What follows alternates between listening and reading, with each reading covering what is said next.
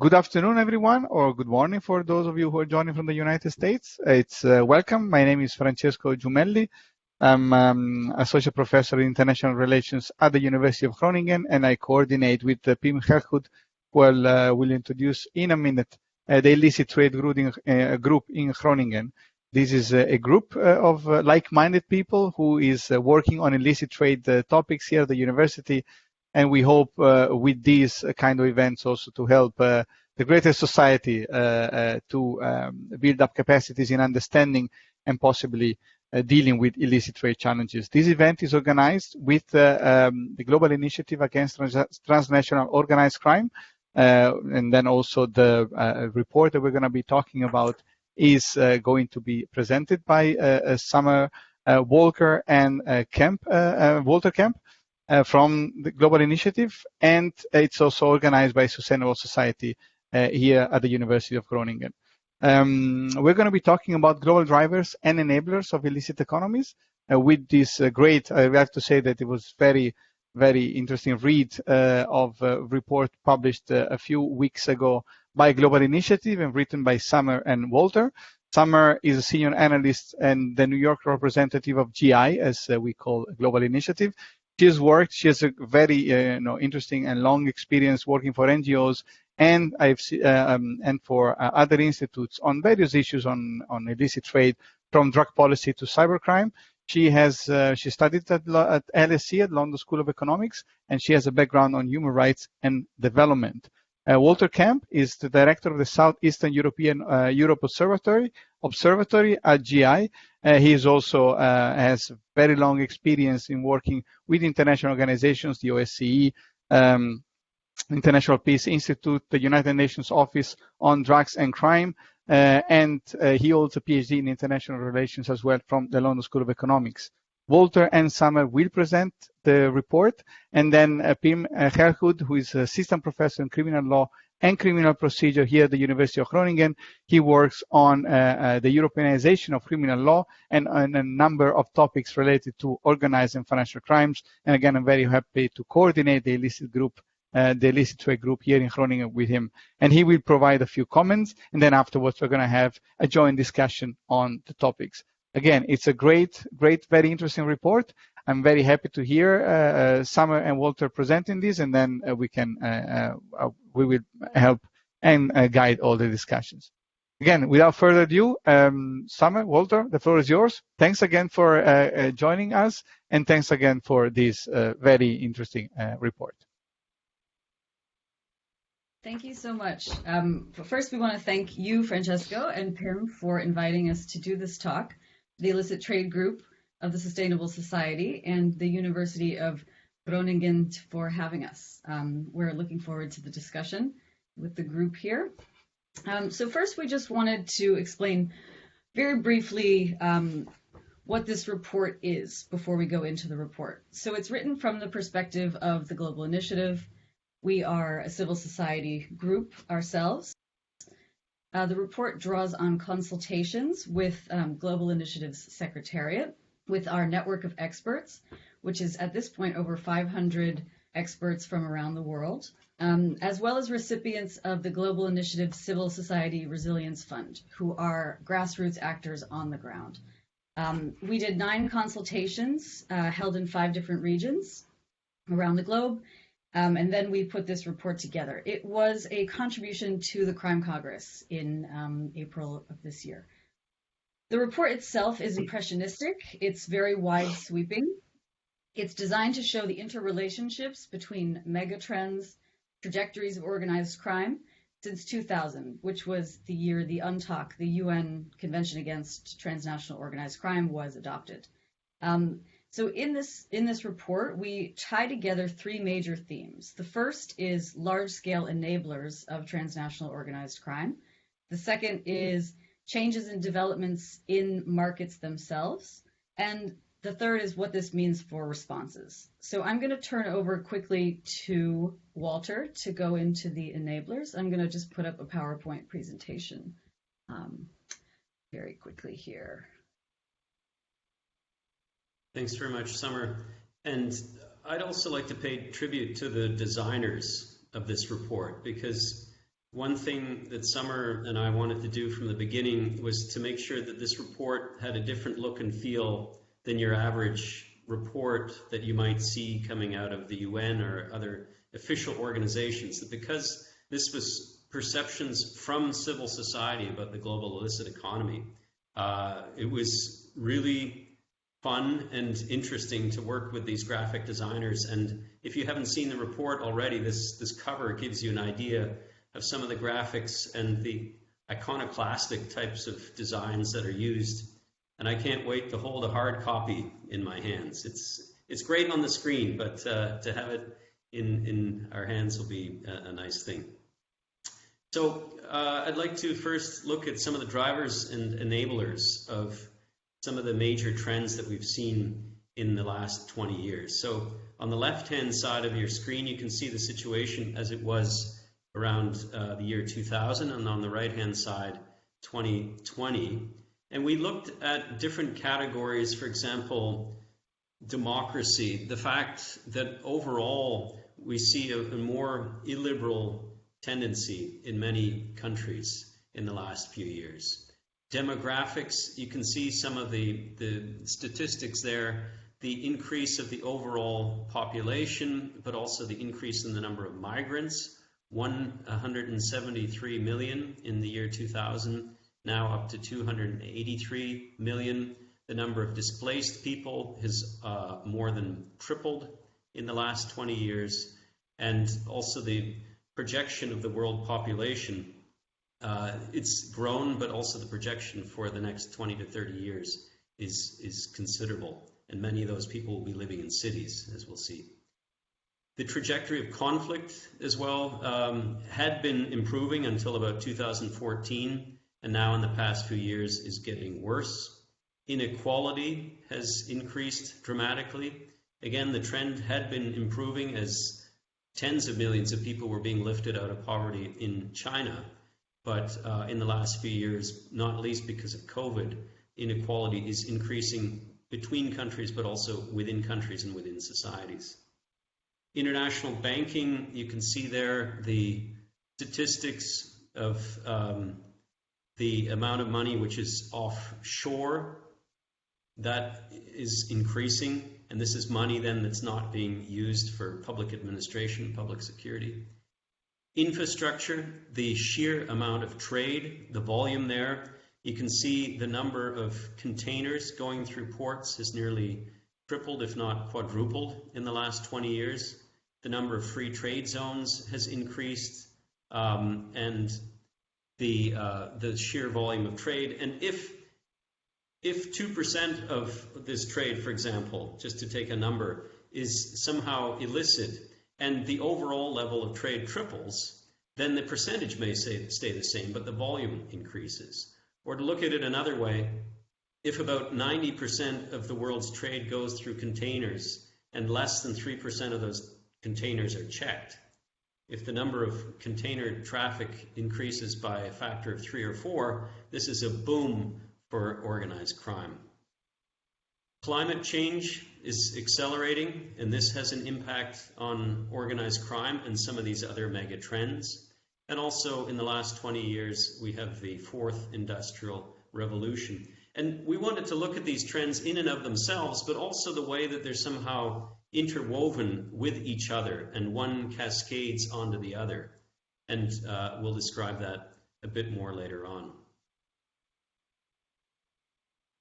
This gives you a flavor of some of the graphic elements. For example, the discrepancy between rich and poor and how this is increasing because of COVID, and also the world population. That a few years ago we passed the threshold of the number of people living in cities, crossing 50%. It's anticipated to increase to 60% by 2030, and probably as high as 2/3 or 3/4 by 2050. And this increases then the number of people who are living in slums.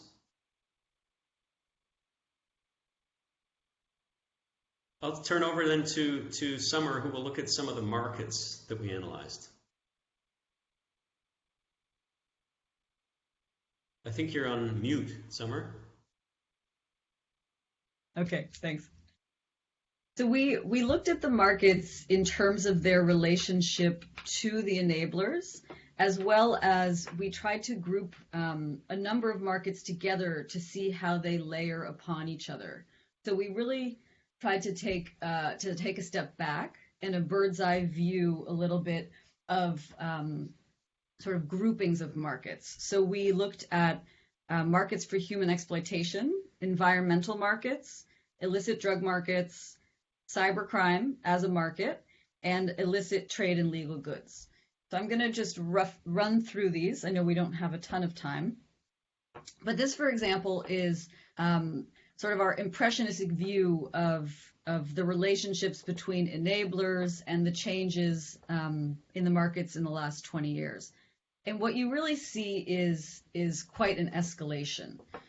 You see new forms building upon old forms. We looked at human trafficking. We looked at human smuggling. We looked at forced labor. We couched it within human trafficking for purposes of this report.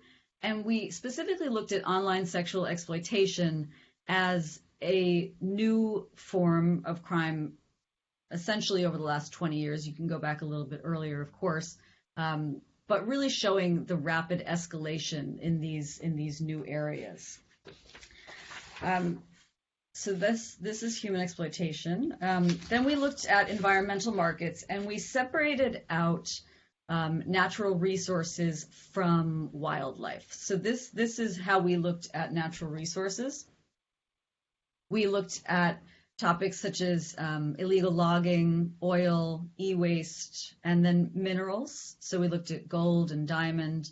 And then we moved into wildlife. So here we looked at marine life. We looked at rhinos, big cats, elephants, pangolin. And we did separate these out because if you put wildlife crimes with natural resource crimes, the volume looks very different, but the impact may be just as dramatic. When you lose 1,000 elephants in 1 year, that's a very dramatic impact on the global elephant population. So we really wanted to keep these ideas separate in and of themselves. We then looked at drug markets, and what you really see over the last 20 years is the volume of drugs, the types of substances, and the reach of the markets have really grown significantly. And so while the traditional products like heroin and cocaine have increased in volume according to statistics, you also have quite an advance in synthetic drugs, including new psychoactive substances, substances like methamphetamine. And so what this really has meant over the last 20 years is that the modes of production have shifted from the traditional drug policy response paradigm, right? They can be produced in inner cities, they can be produced in suburbs, in any part of the globe, and that's really changing quite a lot. Then we turn to cybercrime, and some people may question, is cybercrime an organized crime market, a transnational organized crime market? And we would argue yes, because it is itself a diversified marketplace, which is made up of different groups of actors and individual actors as well. And it does require some part of organization in order for these crimes to take place. Some of them themselves are done by criminal groups, but we do make the point that traditional criminal groups that we talk about with drug trafficking, they may be starting to get involved opportunistically in the cybercrime market, but the cybercrime market itself is not technically run by, say, cartel level criminal groups. It has a much different dynamic, I would say. But of course, in this instance, the escalation is quite clear. I mean, we tried to find statistics back in the 2000s as illustrative statistics, and some of the things that we found were just the simple fact that there weren't many news stories even covering cybercrime, and now it's become one of the most important crimes to guard against for businesses, for individuals, and for governments and society. And last, we looked at licit goods, which, we really find that this is the area where the sort of the merging of the legal world and the illegal world really is on stark display. So criminal organizations play a major role in facilitating illegal goods, but they really can't do this without some of the dynamics and some assistance from the legal world as well. And we really wanted to draw that out in this. Obviously, the products are a wide range, so we paid attention to the global illicit arms trade as one of the most dangerous examples of this phenomenon. We looked at pharmaceuticals, and we also just looked at the counterfeit trade and the impacts of online marketplaces.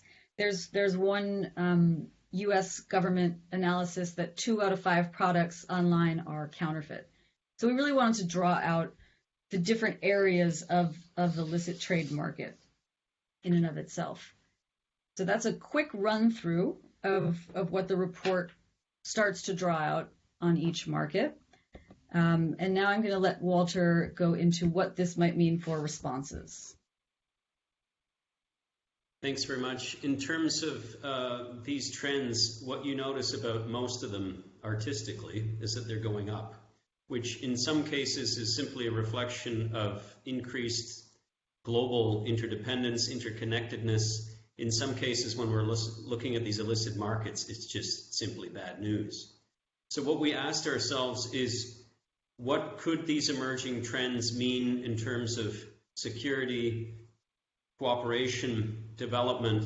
And we don't have a crystal ball, and there's no necessary causality that these trends would increase the way that they're doing, but what might be some of the impacts? And this may be something for the discussion. But some of the takeaways that we had were that dominant groups and networks will probably expand, that they will be able to consolidate their positions. As these illicit economies grow, these networks will be service providers. And one expression that we used is the Uberization of crime, that they will operate like delivery services, particularly if there are increases in barriers, literally building of walls, fences. We saw this during COVID, that on the one hand, this restricts the flow of goods, but on the other hand, that creates incentives for criminal activity.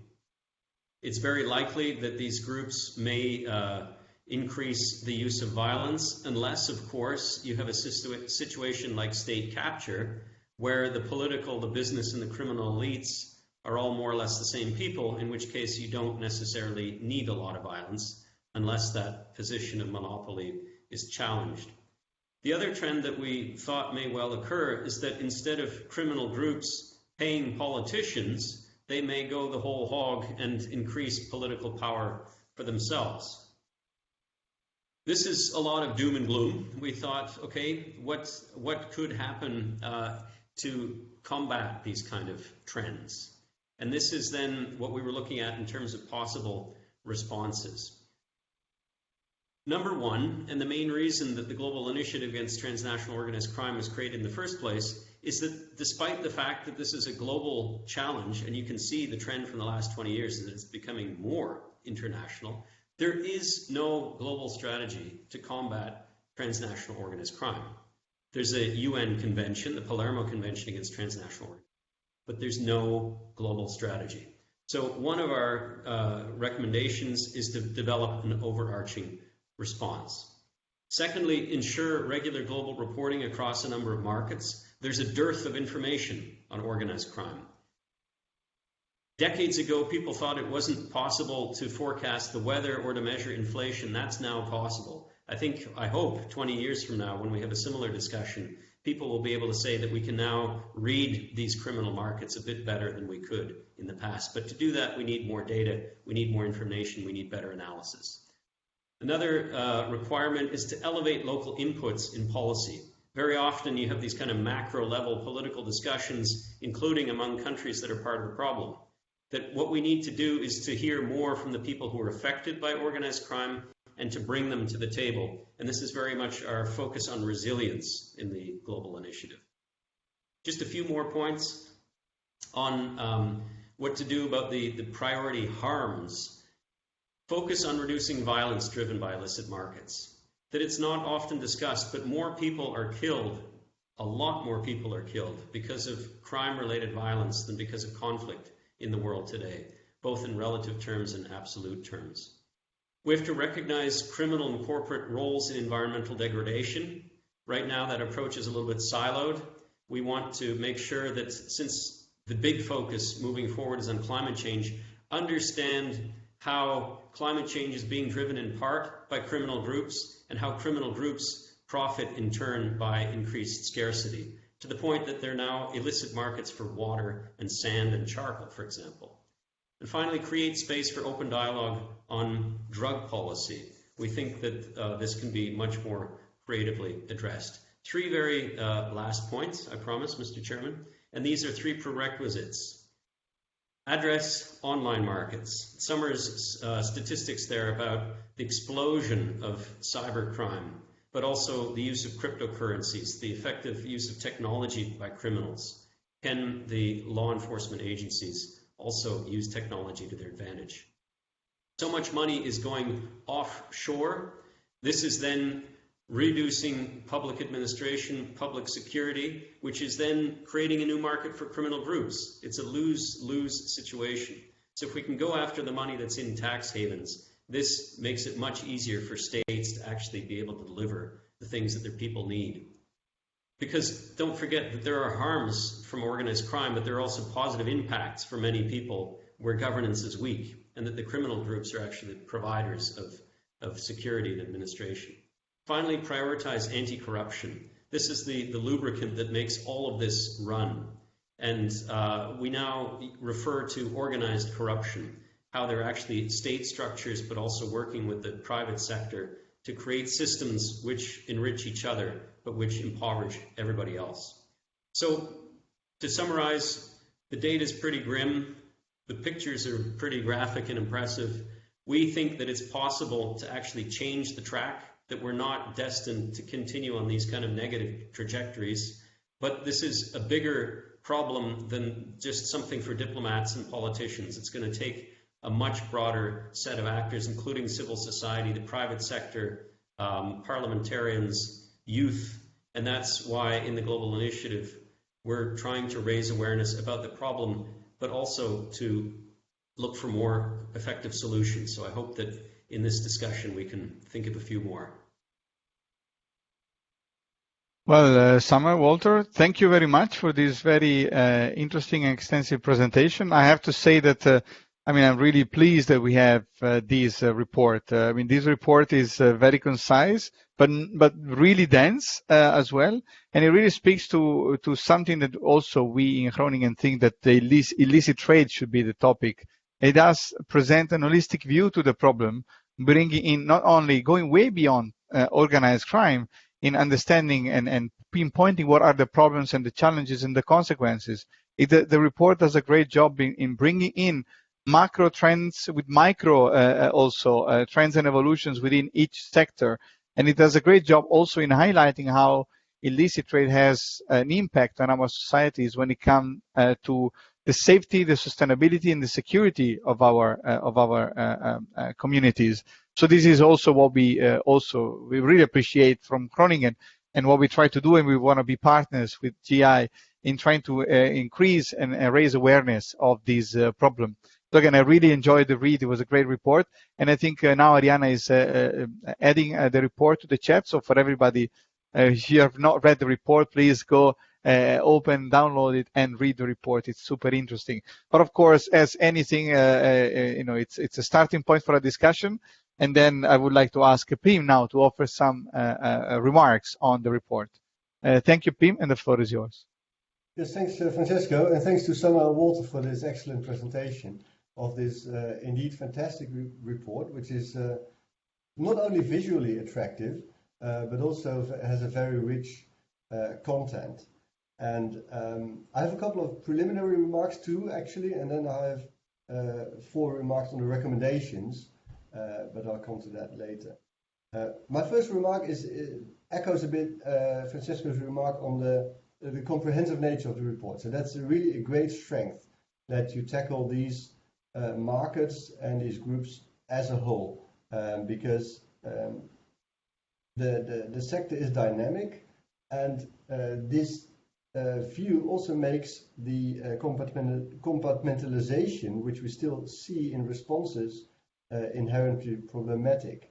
I'm a lawyer from background, so I tend to think in terms of treaties and structures and institutions rather than what actually happens in society. That's always a bit of a black box for lawyers. But if you look at the UNTOC treaty and the protocols to it, for instance, the Palermo Protocol on human trafficking, but we of course also have the UNCAC Convention on corruption, and we have the drug conventions, which are entirely outside the scope of the UNTOC system. That means that the treaty system in place that we have, which allows for mutual legal assistance and extradition, and which has all the substantive norms for the offences in it, is compartmentalized. And that is one first remark, is that if we want to overcome that compartmentalization in legal terms, would mean that we either have to shift all of the other treaties which are currently outside UNTOC under the UNTOC system, which makes them operable within that treaty framework, or shift towards a generic cooperation system like we have in the Council of Europe, where there are treaties on extradition and on mutual legal assistance, which are not connected to a particular set of offences, but serve as generic self-standing treaties which enable the state parties to collaborate without being bound to a particular subset of offences. So that was my first remark. Second, on the timeline graphs, which I find very interesting in the report, it's just that I didn't exactly get what they specifically depict in terms of numbers. There are a couple of sources, of course, at the back of the report. I wasn't able to figure out what they exactly depict. Is it the value of the trade, the number of reports? What is exactly in there? I mean, there's a worrying trend in each and every of those timeline graphs that the trade there increases over time very clearly. But what is it exactly that these graphs represent in numbers? So that's just a question, and I'm sure you can give a clear answer to that. Then I'd like to make a couple of comments on the recommendations. And in general, I think that section is a very strong one, and that it really attains the goal of providing a comprehensive response. I would suggest, definitely for purposes of discussion today, that we could find a bit more ambitious goals here and there. And I would try to take a bit of a more ambitious approach here and there. First, what I didn't see in the report was a human rights-centered approach. And with that, I mean that some human rights courts, like the court in Strasbourg, use positive obligations under the European Convention for Human Rights as a tool to protect the citizens within the Council of Europe against, for instance, human trafficking. So the authorities within the state parties to the European Convention are obliged to protect their citizens against human traffickers, and if they don't, they violate the convention. So it's a positive obligation for the state to protect their citizens, and you can enforce that by way of human rights, and in the end you can individually complain to the court in Strasbourg. So my suggestion would that be an additional tool to protect the citizens against violent or otherwise forms of crime. I'm also thinking, for instance, of what happens in the Philippines. I mean, that's also a form of state-sponsored crime, which could perhaps well, very clearly be seen as a violation of human rights. Then, the second of the comments on the recommendations is on borders, and the report is very critical about borders at a number of points. They incentivize crime, they fortify certain parts of the territory, they, by actually making trade more difficult, they sponsor it because there's a crime tariff due to the restricted movement. So then, why not remove them? It's a bit of an audacious goal, but we've done so in Europe. We have the Schengen area. We don't have any border controls, at least not in normal times. So we've lifted them. And it's not like this is an unlivable area. So we tried to see the Schengen area as a common area in which policing happens on a common basis, as a common effort of the governments within the Schengen area. And we only have outside border controls. I'm not sure whether you can extend it just like that. There are a couple of common counter-arguments, of course, against that line of thinking. One is that you need common norms first. You need to agree on the basic norms for your society. I'm not sure whether that is really necessary. There are still differences, of course, within European societies, between European societies. You can live with some of them and accept the differences as you go, and accept the decisions of foreign authorities and execute them within certain limits, of course, but I think that's to a certain extent really necessary. And another counter-argument is, well, we don't trust the other authorities to be active on our soil, or at least to take decisions that should be executed on our soil. But then mutual trust can also grow when you start cooperating. Why should it be a prerequisite? First, wait for mutual trust, and only then move on and start a cooperation. You can also just try to cooperate, find ways, and then in doing so, build the trust that is needed to move one step further. So there's just a thought. I'm not saying that we should per se have the whole world as an entire borderless area, but you could also try this experiment in other parts of the world, within Africa or within the Asian other regions, and perhaps we could move a bit further then. But perhaps also, well, why not the world as such? Third comment on the responses, on the overarching strategic response, it's very clear that you would need one all-encompassing policy idea, some dialogue there. Why not couple that with an enforcement part as well? Because what you suggest is to have that response on a policy level, primarily at the UN. Why not as well do the actual enforcement then on the same level, so that you can also feed back into the policy area what happens in the enforcement of the norms.